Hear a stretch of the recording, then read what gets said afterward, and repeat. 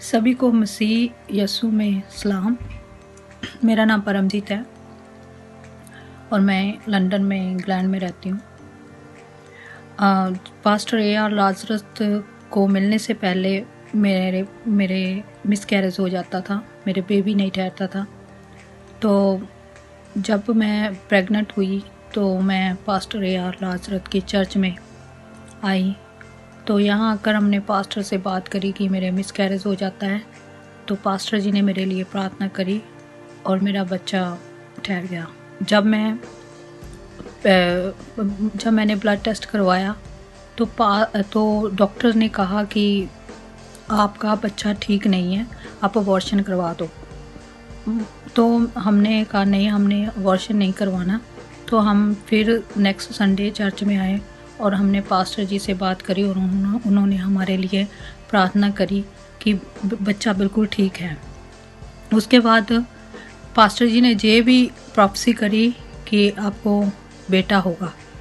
तो तब तक मुझे ये नहीं पता था कि मुझे बेटा है या बेटी है। जब मैं चर्च में नेक्स्ट टाइम गई तो तब तक मेरी स्कैनिंग हो गई थी और मुझे पता चल गया था कि मेरे पास बेटा है। तो परमेश्वर ने मुझे बेटा दिया। पास्टर जी ने प्रॉफेसी करी। मैं परमेश्वर को धन्यवाद देती हूँ, पास्टर जी को धन्यवाद देती हूँ। उसके बाद जब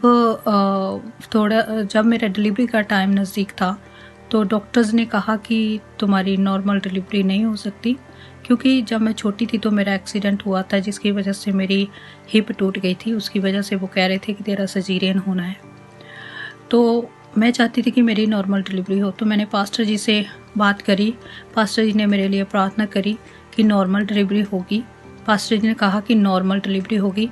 तो नॉर्मल डिलीवरी हुई और मेरा बच्चा बिल्कुल ठीक ठाक हुआ और मेरा बच्चा बिल्कुल ठीक है, उसको कोई प्रॉब्लम नहीं है।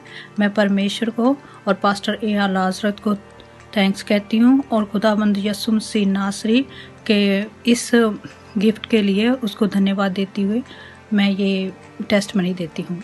सभी बहन भाइयों को मेरा सलाम। आमीन।